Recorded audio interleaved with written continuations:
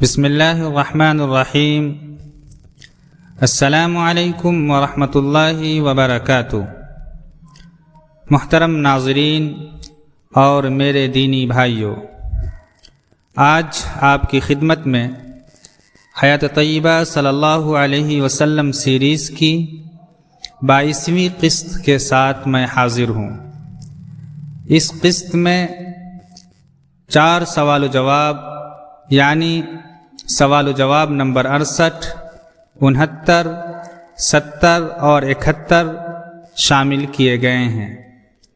چنانچہ آج کا پہلا سوال نمبر 68 ہے، حضرت عائشہ صدیقہ رضی اللہ عنہا کب وفات پائیں؟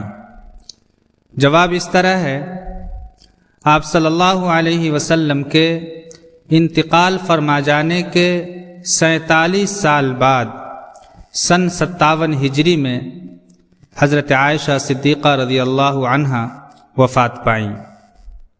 اس کے بعد سوال نمبر 69 ہے، آپ صلی اللہ علیہ وسلم کی چوتھی زوجہ مطہرہ یعنی پاک بیوی کا نام کیا ہے؟ جواب اس طرح ہے، آپ صلی اللہ علیہ وسلم کی چوتھی زوجہ مطہرہ حضرت حفصہ رضی اللہ عنہا ہیں۔ سوال نمبر 70 کی طرف چلتے ہیں۔ سوال نمبر 70 ہے، حضرت حفصہ رضی اللہ عنہا کون تھیں؟ اس کا جواب ہے، حضرت حفصہ رضی اللہ عنہا خلیفہ ثانی امیر المؤمنین حضرت عمر فاروق رضی اللہ عنہ کی صاحب زادی تھیں اور ایک باہمت بیوہ خاتون تھیں۔ ان کے پہلے شوہر حضرت خنیس بن حذافہ رضی اللہ عنہ کو جنگ بدر میں بہت گہرا زخم لگا اور اسی زخم کی وجہ سے چند دنوں کے بعد مدینہ میں انتقال کر گئے۔ اس طرح حضرت حفصہ رضی اللہ عنہا بیوہ ہو گئیں۔ اب سوال نمبر 71 کی طرف چلتے ہیں۔